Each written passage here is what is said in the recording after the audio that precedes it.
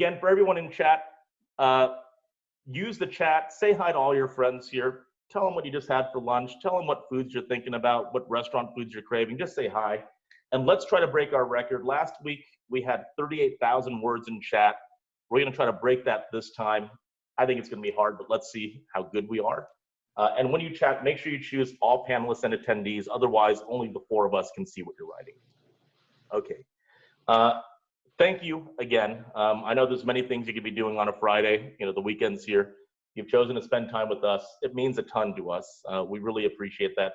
We promise to do our best to keep you not just entertained, but also highly informed over the next hour. And we really are doing this for the industry with you together to uplift the entire community. So thank you. Beyond that, I really wanted to take this as a chance to say thank you to the team at Datassential as well. They have been, I mean, every single person has been busting their ass, I mean, seriously, for the entire duration of this pandemic, working at 9 o'clock, 10 o'clock, 2 in the morning, 4 in the morning, basically around the clock to try to produce information that we think is going to be helpful to the industry to recover as quickly as it can. So thank you to the Datassential team, and for all of you that work with us or have a Datassential team member you work with, give them a virtual hug the next time you're with them. We all could use it. So again, thank you to the team at Datassential. For a little bit of context, in the past 60 days, we've surveyed over 38,000 consumers already on the pandemic and on the path forward, just for this initiative here. 38,000 people and counting, with several thousand more people we're surveying every single week. And the product of that research that we're doing on an ongoing basis, we're providing all of it pro bono to the industry. We are all in this together. It's really all about making sure you and the entire food industry has access to all the resources you need to help us bounce back and recover as quickly as we can. I will say, from a research perspective, this has probably been the most interesting time ever, because you see the numbers change so fast, you know, not just week to week, but almost day to day, which almost never happens on any other topic. So as a researcher, this has been an extraordinarily interesting time. But hopefully, you know, you've all found our information on the coronavirus resource page on the Datassential website and had a chance to use it. We'll continue providing this to you at no cost, to the industry at no cost. We only ask that you try to share this with your colleagues, other people in the industry, anyone that you think it might be able to help. Okay, so a couple of stats we normally like to kick off with. This is the percentage of consumers that say they're very personally concerned about coronavirus for their own health. The number is basically sort of plateaued downward a bit, you know, from that high of about 67% now to in the mid 50s over here. So I think we're actually seeing a little bit of a downward trajectory on a prolonged basis, right? If you were sort of draw a line, it would sort of go and sort of slope downward. The other major stat is, are you definitely avoiding eating out? You can see how quickly things accelerated, right? Then they peaked, but we've actually had a definitive downward trajectory from this high of 68% in the second week of April to about 55% now. And these are large base sizes. There's 1,000 people in each one of these bubbles right here. So we're basically back down to where we were around the 3rd or 4th week of March. So I would actually say this looks like we are seeing a certainly a statistically significant decline in the percentage of consumers that say, I'm avoiding eating out. So the converse of that is you have more consumers saying, I am willing to go out to eat now. We've also been tracking this question, which we think will become, you know, it's already the question of the day, which is, do you see this more as an issue of public health, or do you see this more as an economic crisis? When we first started tracking this, I think three weeks ago, the number was 63% said it was a public health crisis and 37% said it was primarily economic crisis. The numbers continue to move, and we're now outside of the margin of error where we could say definitively more people today think of it as an economic crisis compared to before. So I think we will probably continue to see things tilt in that direction. and maybe in a period or two, we'll be closer to 50-50, but we'll of course monitor this very, very closely for you. So here's sort of an interesting poll. Let's see how close we can get. What percentage of consumers do you think believe, and this is Americans, I should say, do you think believe already have had coronavirus? So what percentage believe that they have already had coronavirus? Whether or not they're accurate, who knows? But you're voting pretty quick. Let's see. We'll get it up to 1,000 votes, and then we'll. Ooh, you all are very fast today. And if you want to use the chat to ponder whether you think people are accurate in their estimation of whether they've had COVID, that would be an interesting topic as well. Okay, so we're at like 1,100 plus votes. I'm going to go and end polling right now. And interesting. So I think you could see the results on screen. The most common answer is 21 to 30%. So not many people thought less than 1% think they've already had it. Many of you thought that it's sort of like that 21 to 30% range. You are phenomenally smart people as a group, because that actually is exactly the answer. 21% of Americans today believe they've already had coronavirus, and these numbers tend to be higher among Gen Z and millennials than with boomers. So I'm surprised. I would have guessed that we would have guessed low, but you nailed it. Congratulations. And we wanted to, before we jump into the meat of today, actually talk about meat. So we have the meat of the content, and we have the content about meat. And we'll start with the content about meat. So we wanted to explore some current events. One of the big current events right now is, is there an oncoming meat shortage? What is this going to mean for consumers? Is there going to be meat rationing and a big run on meat supply? And what does that mean for restaurants and grocery stores and whatnot? Let's take a look at some quick data. So, and again, we fielded this just, I think, in the last couple of days. How much meat do you have at home? Well, if you look at this, the vast majority, 77%, have a decent supply of meat on hand already, right? A week or more. And you have a pretty healthy percentage that have multiple weeks supply of meat already. So they've already done some of that stocking up, and it's sitting there in their fridge or their freezer. So it would seem that even if there were, let's say, a shortage or a perceived shortage, that a lot of consumers say, you know what, I'm probably sort of good right now. I got like many, many meals worth of meat already. So are they stocking up on meat at home right now? Well, a third already did, right? They've already done that. About 22% say, I haven't stocked up yet, but I plan to now in reaction to the news that I'm hearing. And then about half say, no, I have no plans at all. So if we were looking at this, let's say before the pandemic, and no one had stocked up yet, then you probably have like almost a majority saying, I better go get myself some meat. But most of them have already done that. Now, what meat are people buying? And if they're planning on stocking up or have already stocked up, what type of meat are they tending toward? It's this, right? Probably not a big surprise that chicken rings in the #1 spot. And you could see some, ground beef, steak, etc. I remember very early on, if you remember like that sequence with which things just started disappearing in the store, right? First it was the sanitizer, then the toilet paper, and then a few other things, then like meat disappeared. I noted, and some other people in our company, Dave noted this too, that the only meat we could find at that point was corned beef. And I would never normally buy like 30 pounds of corned beef, but I'm like, I think I need 30 pounds of corned beef. It's the only thing I could find right now. So I still have it, actually, a month and a half later. But it tends to be chicken that people go for. So what about on the restaurant side? Let's say you were to go to a restaurant, you wanted a burger, you get there and you find out burgers aren't available. We run out of beef for whatever reason. What would the consumer do? Well, 40% of the time, they would just order another type of burger or sandwich. Maybe they get a turkey burger, maybe they get a chicken sandwich or something like that. So they have alternatives. 12% of the time, they would go for a plant-based burger if it were an available option to them. 26% of the time, they'd say, yeah, I'm going to go for a different type of food entirely. Maybe it's chicken strips or a salad or something like that. And only about 19% of the time, they'd say, you know what, that would just cause me to leave and go somewhere else. So consumers have options. They realize that times are different right now. if something is just not available on the menu for whatever reason, they will tend to be adaptive and look for other things they could get, and they'll probably tend to be forgiving as well. One of the things we found in the research over time is that consumers are willing to accept a heightened level of inconvenience right now. They get it. They get that we're all in this together.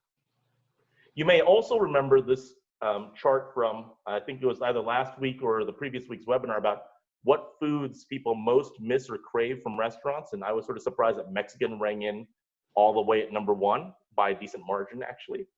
And what we decided to do is, we have a system called Flavor. It's basically an ongoing data set where we track what people know and what they like and what they love. Pretty much anything you could eat or drink, right? Thousands and thousands of different foods, flavors, ingredients. So we said, let's take a look at some of these different types of items that people say they might be interested in, that they're missing right now from restaurants. And let's start by just looking at how much people overall like those items. So 24% of consumers love sushi. Not just in the moment, but just generally speaking, 24% of consumers love sushi. And you can see the numbers for all those other types of items.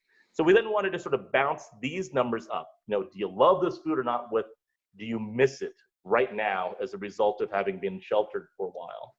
And here's how those numbers stack up. The gray bars are the percentage of people that love that type of food. And the pinkish bars are the percentage that say, right now I am really missing that food from restaurants. And you see there are certain ones where, boy, people are really missing this even more than they normally love it, right? They might love it anyways, but they're really missing it even more than that. That's where the pink bars are higher than the gray bars. Mexicans there, Asian foods there, a lot of things that you probably can't easily make or have at home, essentially. Then you have the other ones where maybe people really love it, but they're not really particularly craving it right now, in large part because maybe they've been able to have this at home. They've been able to have soups. Maybe they made their own pancakes. Mac and cheese is one of the most loved foods, period, but it's not one of the most missed foods right now because we've probably all been eating a healthy dose of mac and cheese at home already. So you have to sort of look at the context. That brings us into the real meat of today, which is Tales of the Firefly. Firefly is Datassential's data set of essentially every place that serves food in the country. Every restaurant, every hotel, every hospital, every grocery store, you name it, and with very, very detailed attributes for each. We looked at this Firefly data set to try to understand what the heck is going on with restaurants that are either open or closed or somewhere in between. And that's where Max and Brian are going to help us today. They help manage that Firefly resource and know more about restaurants and openings and closures than pretty much anyone. So to give you an initial headline, we're looking at confirmed closures.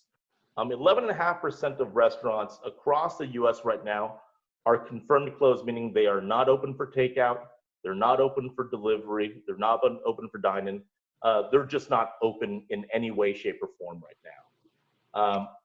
3.3% of those are permanently closed restaurants. The majority, more than double the permanently closed number, are those that are temporarily closed. That's about 8.2%. So there's, of restaurants that are closed, the majority of them are closed on just a temporary basis, at least for now. If you look at that temporarily closed number, that means there's about 57,000 restaurants across the US that are temporarily closed and thus potentially due to reopen. Now, one thing I did want to identify is that we're using the term closed to represent confirmed closures, and that actual closures is a little bit fuzzy, right? You have restaurants that are sort of in a state of flux. It's not entirely clear even to them if they're open or closed. And I think, Brian, you may have some thoughts on how we sort of scour to get this data. Yeah, Jack. On a weekly basis, we look at over 500,000 restaurants to check for either temporary closures, permanent closures, and then also if they started to offer COVID-related takeout, delivery, or curbside service. And from the point of view of I used to be a restaurant owner, I can tell you, this is a very liquid and challenging time for food service operators. And I would say not just the the state-related closures as those started to happen. But now as states start to open, operators will be cautious and they will tend to ease into this. So again, this remains a fuzzy kind of picture that we have here. Yep. Max, what does that 3.3% of permanent closures that we see mean right now? Yeah, you see 3.3%, and I think that's a pretty small number, but in reality, that's the kind of numbers of closures we would normally see in 8-month period. So, and we're talking permanent closures, that 3.3%. Yeah, that's correct. This doesn't take into account any of those temporary closures that may turn into a permanent closure. Yeah, so in 6 weeks, we've seen as much as what would normally take 8 months of restaurants permanently shut down. So that's sort of the scale at what we're looking at right now, and we'll see what happens with the temporary ones. But I like to add, the other thing I'd add, Jack and Max, is that on the flip side, we usually during the last several months with good economic times, we've been seeing a slightly higher open rate. The open rate has gone away, so it's an acceleration in the closure rate, and also just openings going net closures with no openings to replace them effectively. Exactly. Yeah. So here's a question for everyone, and this is not a poll. Use chat. Let's see how smart we all are. Which state do you think has the highest rate of restaurant closures, whether it's a temporary closure or a permanent one? I'll give you about 15 seconds to type in your guesses in the chat. Again, make sure you choose all panelists and attendees, and let's see if we got the right guesses. Brian, Max, do you think people are going to guess, let's say, the right 2 or 3 top states? It looks like it. We're getting a couple of the top ones coming in. All right, let's take a look. Well, here's the actual map. So this is a combination of permanent and temporary closures, and you can see there's essentially 3 hotspots. One that was very obvious, one that is obvious if you think about it, and one that maybe we just didn't even bother thinking about until you see it. So New York, certainly, Nevada, because of all the tourism there and conventions. And then Hawaii actually has, by a hair, the highest percentage of restaurant closures, which is something that totally makes sense, but it's probably not the first state that would have come to mind for me. It's probably would have just glossed right over it. But here's what the map looks like. You can see that the closure rates tend to be a little bit stronger in the coasts, or if you're near a body of water, let's say, and the grays are not quite as deep or dark, more in the middle of the country. Alaska's doing pretty well, though. So this is another way of looking at this. I have to take a second to explain how this chart works, but it's actually pretty interesting. So on the x-axis, going from left to right, you have the percentage of restaurants in that state that are just closed, whether it's permanent or temporary. On the y-axis, from bottom to top, you have what we call the permanent ratio, which is of restaurants that are closed, what percentage of them are permanently closed. And the size of the bubble is how many restaurants there are in that state, to give you an example. So there's 50 bubbles in here. We just labeled a few of them. It's sort of interesting, right? You can see DC has a super high rate of closure, Nevada, New York, Hawaii. And then on the opposite end, you have North Dakota, Iowa, Nebraska, which have far few closures, but when they're closed, they're really likely to be permanently closed. Whereas over here, you have primarily temporary closures. Another way of thinking of it is the restaurants here in these states that have had fewer closures, but permanent closures are a bigger percentage of that. These are sort of more driven by economic reality. Like maybe they were teetering on the brink prior to that, and the pandemic just sort of pushed them over the edge. These may be more hey, we got to close down for now. We're hoping to make a comeback. I don't know, Brian, if you had any thoughts that you wanted to add.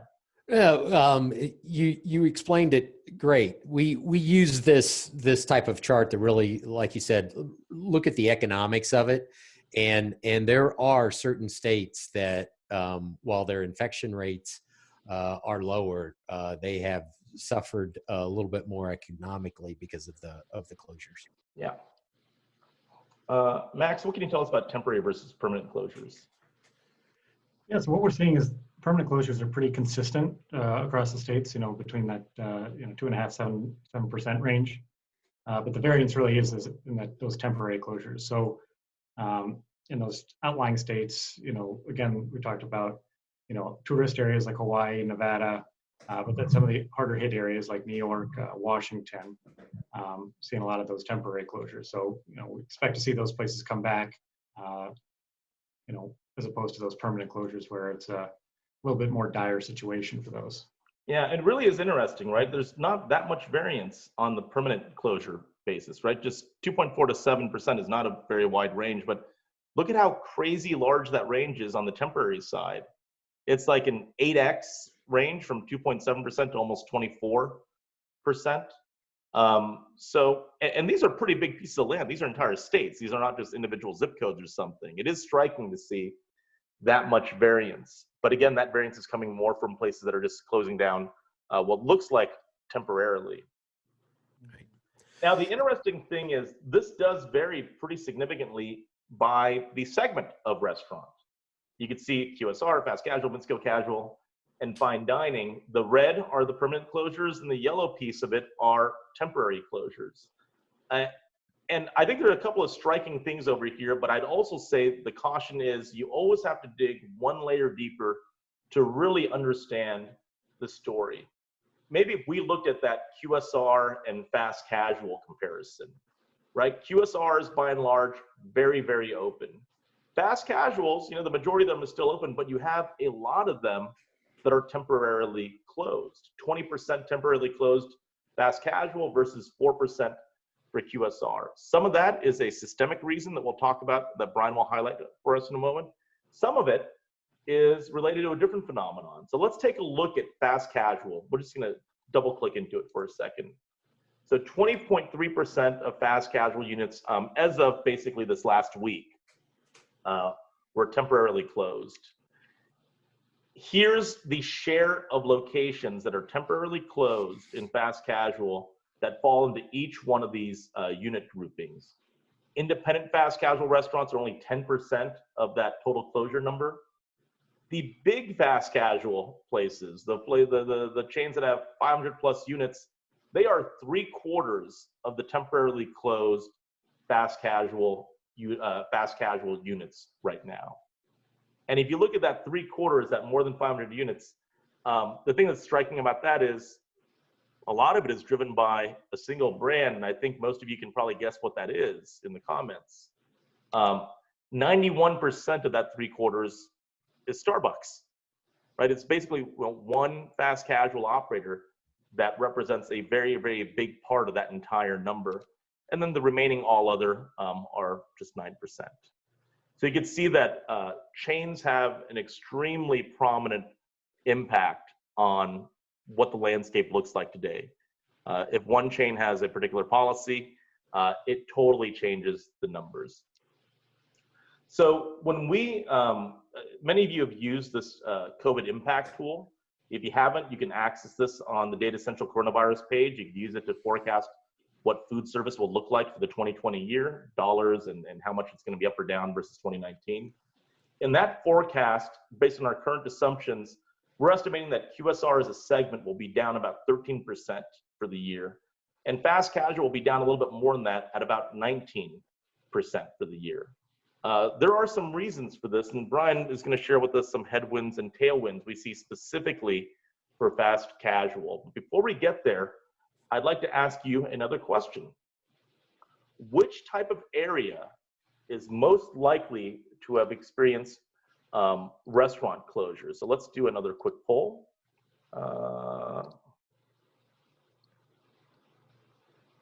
Or do you find more restaurant closures in urban areas, suburban areas, or rural areas? Where is this going to be most common?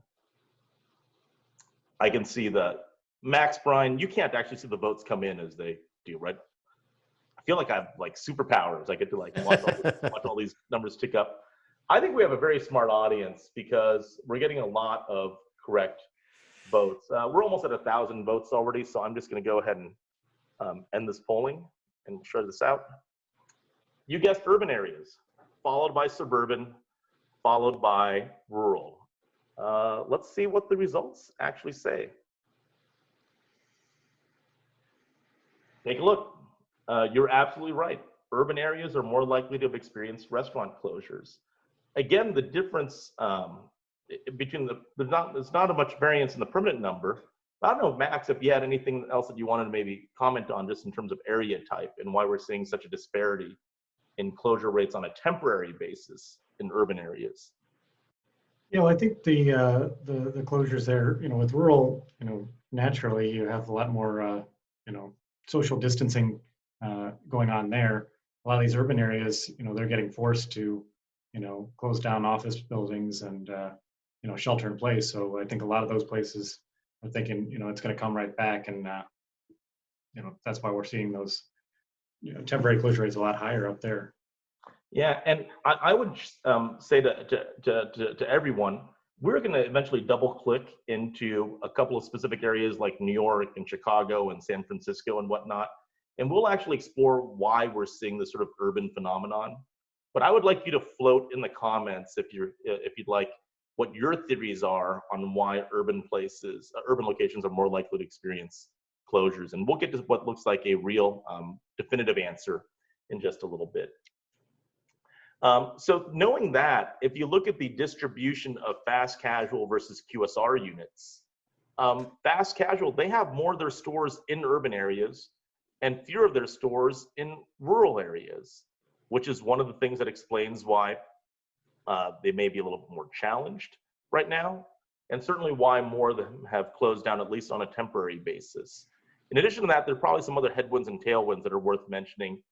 Brian, you want to talk to us about that?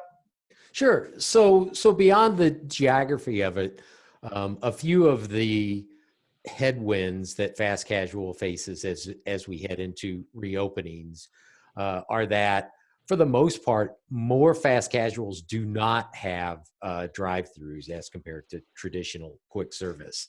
And especially within the bakery, coffee, bakery, cafe area, a lot of the atmosphere is around hanging out or sitting in there. And as we head into that, the reopenings, either by capacity limitations or concerns from consumers, we're not going to see that much hanging out. And again, as we talked about within the urban areas, white collar professionals and students are a big part of the fast casual customer base. And with many offices moving to work from home, as well as schools being shut down and more online learning, that major part of their customer base is not going to be around. So those are a few things to worry about. On the other side, what's a plus? Yeah, some opportunities certainly for fast casual is that more fast casual operations have their own app or ordering platform than you see on the quick service side, at 65% in fast casual versus 40% in QSR. The cleanliness ratings from our brand fingerprints survey tend to be higher in fast casual than they are in QSR. And we certainly see a higher number of loyalty programs, certainly more common in fast casual. So that is a plus in getting those customers back in the door. Awesome, thank you for that. So we can look at this segment breakout, and the other one that's sort of striking to me is that big number for closures in fine dining, right? That's actually the biggest number, is all the fine dining places that are closed. Max, you want to take us through some of these bullets as to what the challenges for fine dining will be going forward? Yeah, certainly. So fine dining is a real trouble. A lot of their locations are in urban areas, even more so than, we were just seeing earlier with the fast casual locations. In those urban areas, they can charge the higher prices for the fine dining food, but that also comes with the higher rent. So that's going to be difficult to pay, if they're closed for an indefinite amount of time. They're also, rely a lot more on, business travelers. If you're going out, impressing a client, you're going to go to a fine dining, more likely to go to a fine dining restaurant. But I think the biggest challenge, I think everyone would probably agree with this, it's very difficult to transfer that, very curated dining experience that they create in their restaurants to a takeout experience. I think it's going to be, very difficult to pay, I don't think I'm going to want to pay $30 for surf and turf in a styrofoam container, versus a $8 burrito in a bag. Yeah, Yeah, and someone will probably figure this out, but how do you offer a great fine dining sit-down experience with all the distancing rules in play for now? Right. I mean, it's, what does it mean if your wait staff is wearing a mask or doing other things that probably don't fit into that classic experience that you're in part paying for? A lot of why you go to fine dining is it's not just the food, it's sort of that broader ambiance. But I think there's a lot of creative operators out there, and someone will find a cool way to sort of twist this up a little bit. But yeah, for the segment as a whole, it's certainly going to be a little bit more challenged. It's probably the segment among restaurants that we think will be the most challenged for the remainder of this year. Here's another question for you. I feel like you're outsmarting all of these polls, but let's try one more. Let's see. Which size restaurant, whether it's an independent, a small, medium-sized chain, or a large chain, is most likely to have closed stores, right? Either permanently or temporarily. Who is most likely to close?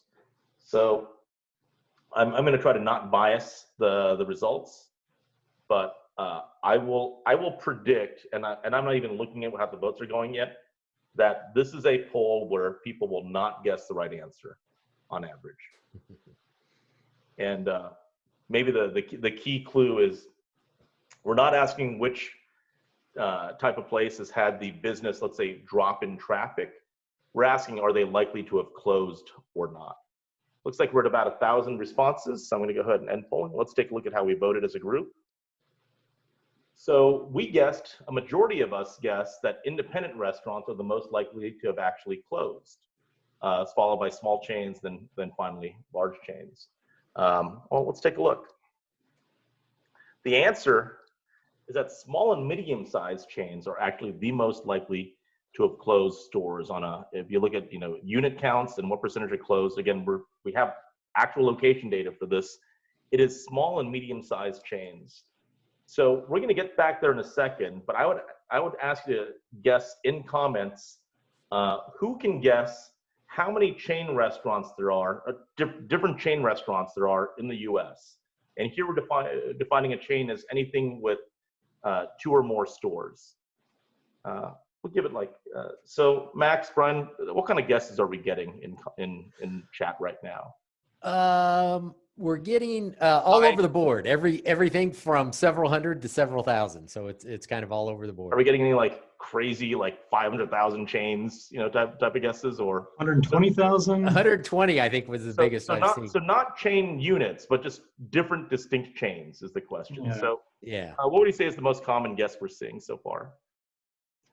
A couple thousand, 3,000-4,000. 3,000-4,000. Yeah.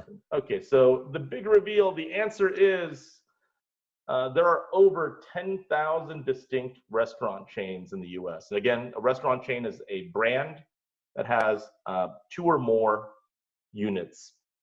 And I did want to just take a second to show you how this is constructed. The number is 10,693 restaurant chains in the U.S. Big chunk of that are those in that 2 to 5 unit range, but you also have thousands, over 3,000 chains that are 6 units or more, and you can see how it sort of cascades from there. If you're a food service manufacturer or supplier or distributor or broker or someone that's sort of in that ecosystem, there are a lot of potential chain customers to be working with, and a lot of them need help right now. I did want to just sort of pitch to you, Max. Is there anything that you found surprising when you looked at the closure rates? Size. Yeah, I think the biggest thing we're seeing is that it's so disproportional. The closure rates that we're seeing. We'd expect to see the chains doing better, and independents not doing as well. But it's really those mid-sized chains that are really getting hit hard. And I think it comes down to 2 factors. Resources and flexibility. Large chains have a lot of resources. They're able to dedicate more time and money to marketing. They have more resources to weather the storm. They have that brand loyalty. They have those ordering apps that they can rely on, that those mid-sized chains just don't really have or haven't built out as far. But on the flip side, they don't have the flexibility of a smaller chain or an independent. that could quickly pivot to, a new procedure, new policies around curbside takeout, any of those meal kits that they're doing. So it's we do interesting see to that see. very clearly, right? In like true independents, like single unit restaurants have largely remained open. Now their business might be down a ton, but they've showed a whole lot of grit throughout the crisis, and they've sort of toughed it out, even if their business has taken a nosedive. They really have. And one of our theories going into this, especially as we started to look at chains, was that we were going to see hits on the ends of the spectrum. So the smallest chains, because they tend to be very localized, and then the largest chains because they're national. And so as all these states started to close, the initial analysis going into this that we were going to see it at both ends, and it actually didn't pan out in the same way with the independents as well. Yeah, I thought that was pretty surprising too. I would like to tell everyone that we've had a number of requests from companies, mostly manufacturers, food service manufacturers, asking, who are all the chains out there? We actually have just launched a service called Firefly Chains, which gives you detail on those 10,000 different chains, contact information and, unit counts and what their menu looks like and whatnot. And we heard an interesting thing. We actually surveyed operators just this last week, and we asked them a question. At what point will you be ready to talk to food service manufacturers and suppliers about new products and innovation, right? We're in the midst of the pandemic. At what point are you ready to have those conversations about mixing up your menu, reprioritizing what products you want to buy? And here's what they told us. 52% said they would be ready within the next 90 days to have that conversation.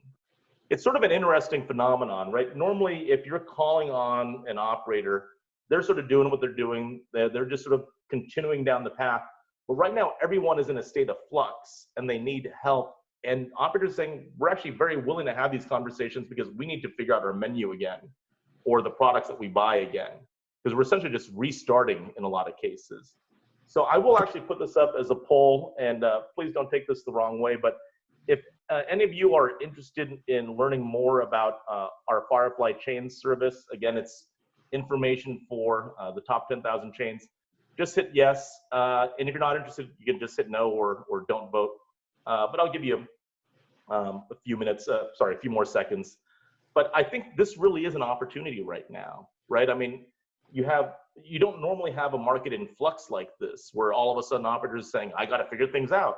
Normally they know what they're doing.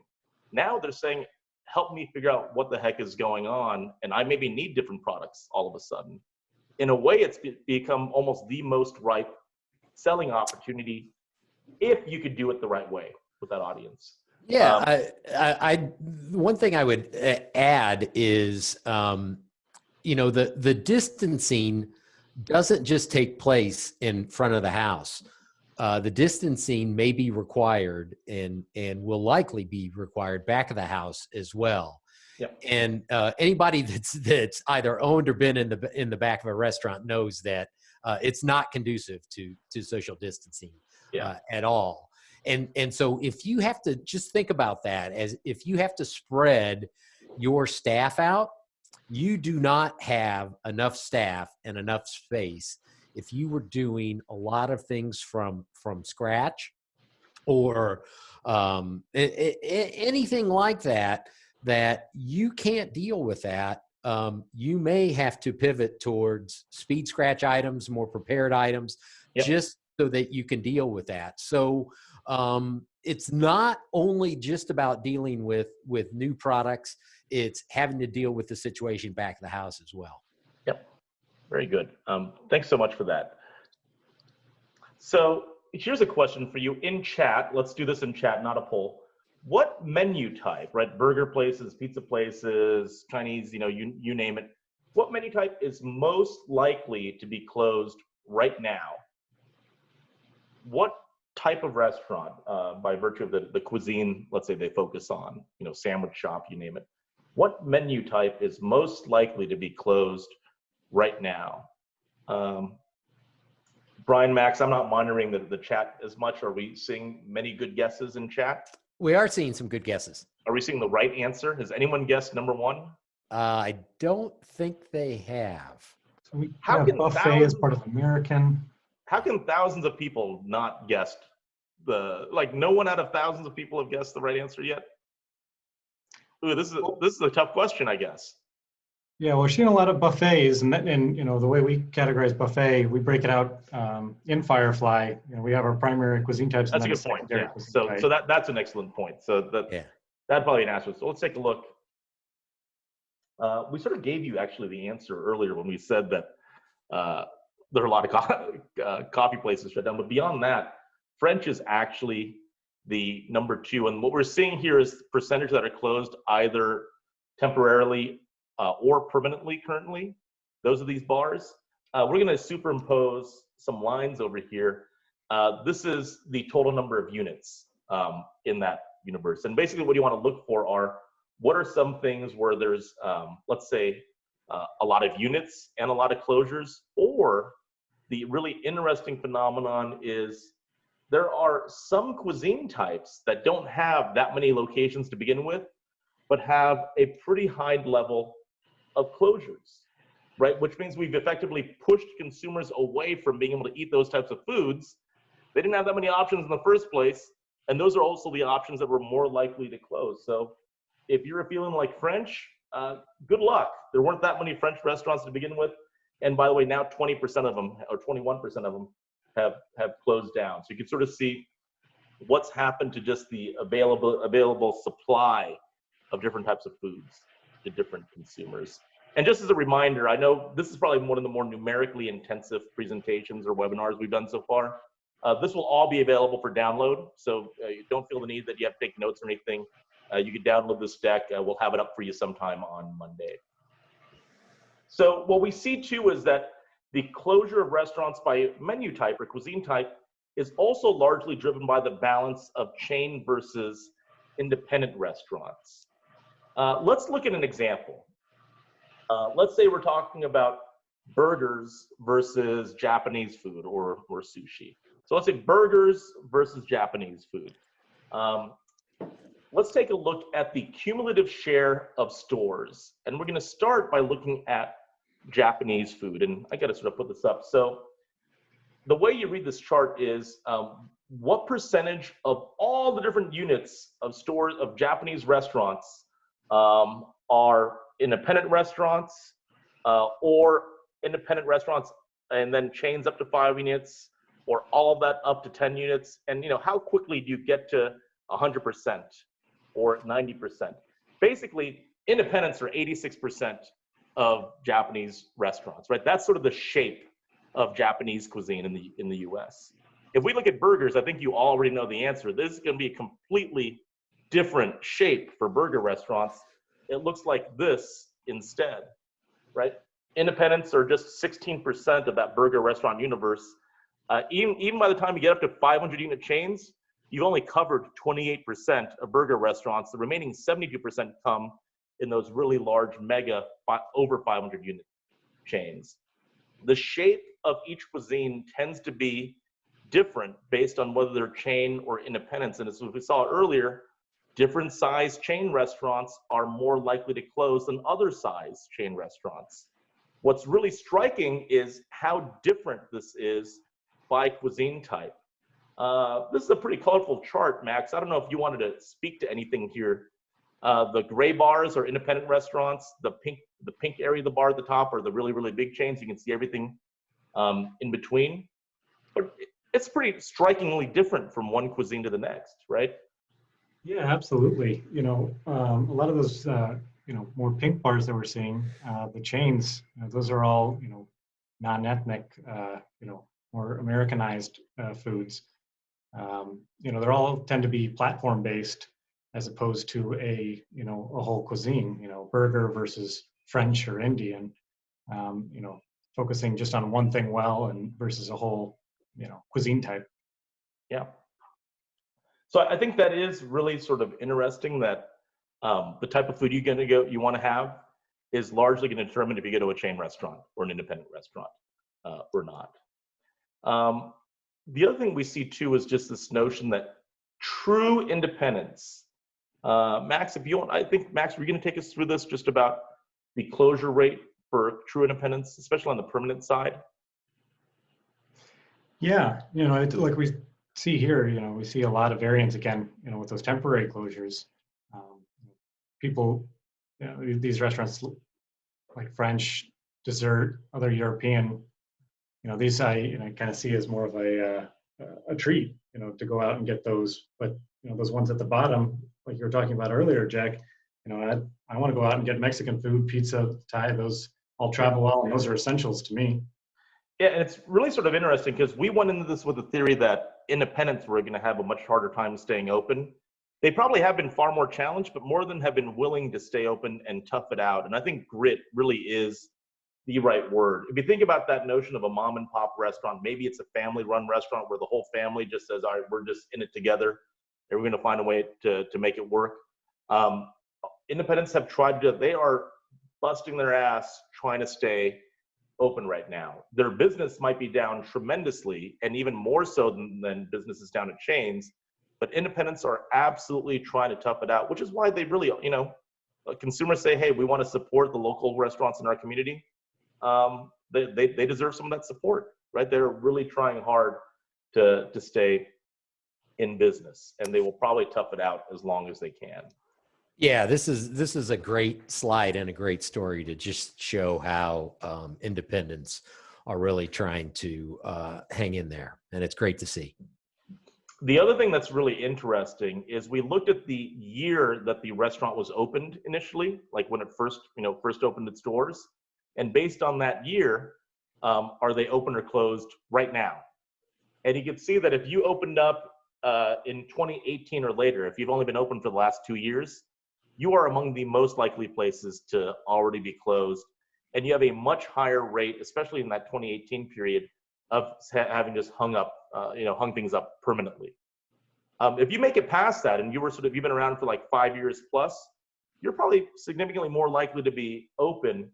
And the longer back you go, right, as you go deeper, restaurants have been around for 10 years, 20 years, more than 20 years, the permanent closure rate tends to go down. Right? That just makes sense. These are restaurants that have been through a lot. They become much more resilient. They're much more stable.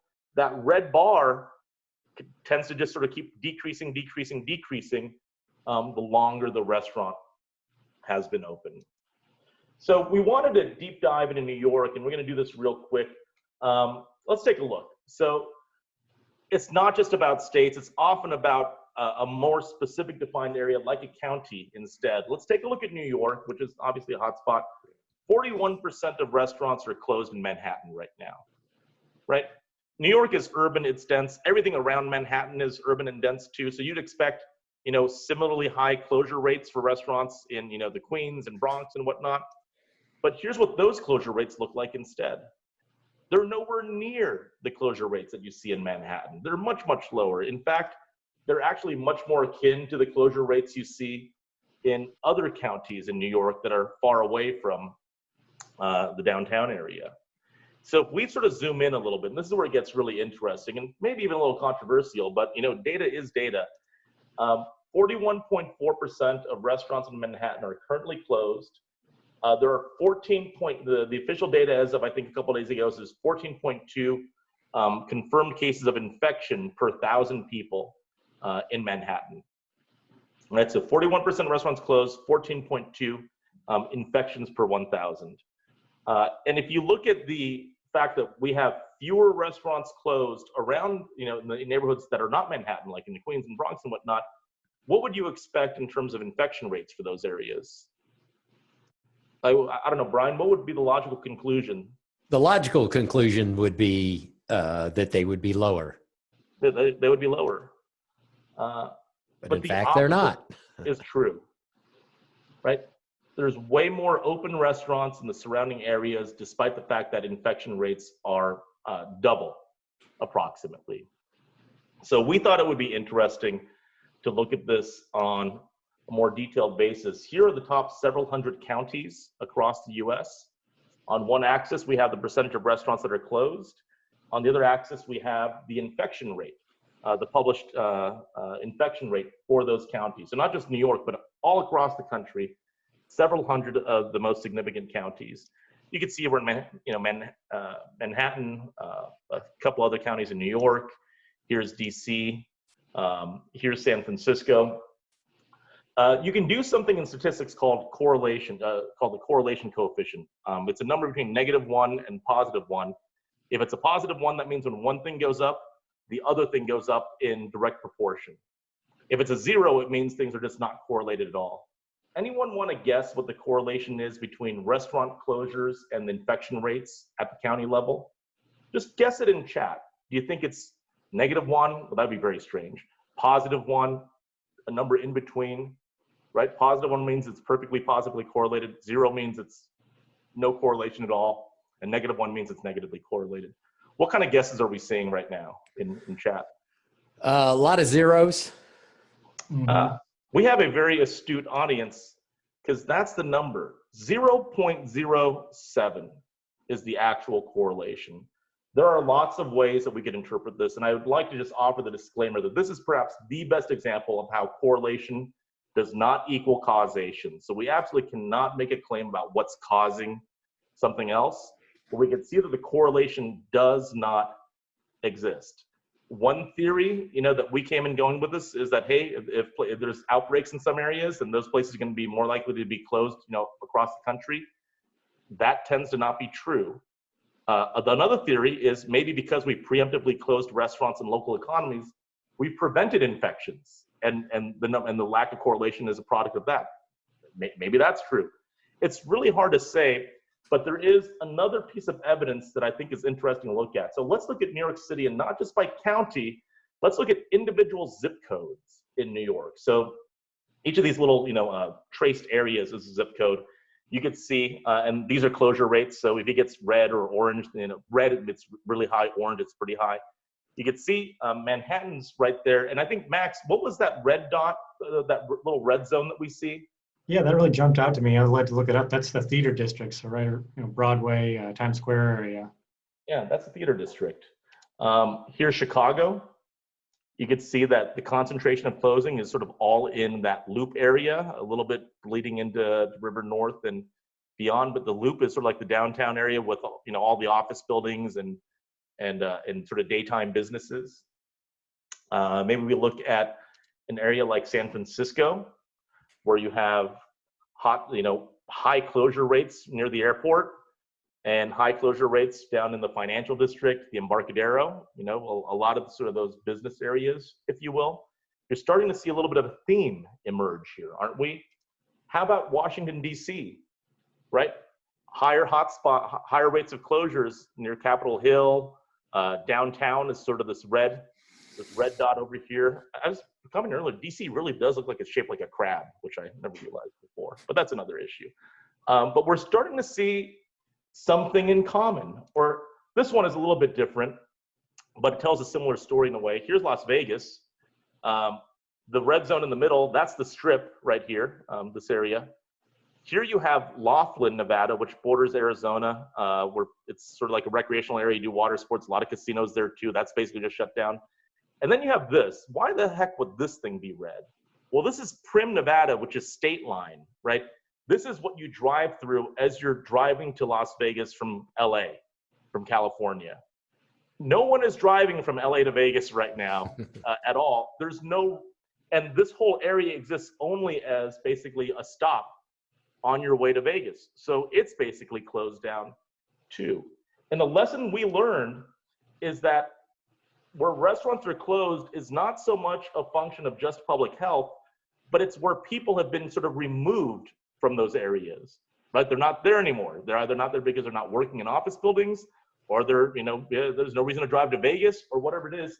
So the recovery effort is going to be not just about people coming out of their homes, but also about which areas they will return to as a part of normal daily life. So if you think about what that means for your city or your community or your neighborhood, are workers going to come back into the office, or are they going to be doing work from home for a long time? If 80% are doing work from home for a long time, those areas where all the office buildings are, those are less likely to have a rapidly accelerated reopening.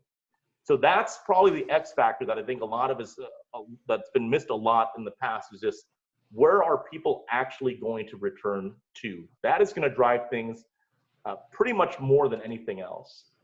There is no question, though, that the great reopening is starting. It's already started. You could download this state map plus the updates that we do every few days on our coronavirus resource page.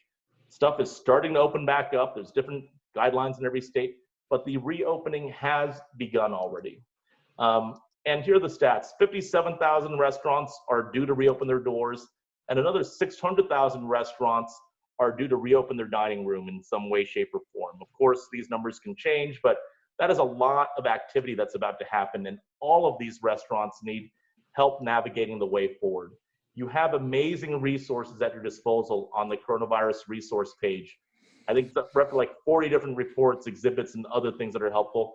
Use them to engage with your customers if you're a supplier to the industry. Those operators need a ton of help, and I think you're armed with some really good information to do just that for them. Thank you. I know we went a little bit over in time. Next week, the topic is what consumers want. What are those craveable solutions for a brand new open world? We'll be going to things like trends, what trends existed before, and which trends are going to continue onward after the pandemic. So please join us, and please share this webinar with your friends and colleagues. We love being able to share this information out with the industry. We thank you for spending time with us. And if you want to get started working with Datassential and aren't already, just email hello@datassential.com and we'll be standing by. But again, thank you again. We apologize for going over, and we'll probably have to make the Name That Snap game even harder next week, because I think you've all done so well at it. Thanks, everybody. We'll see you next week. Thanks, everyone. Bye.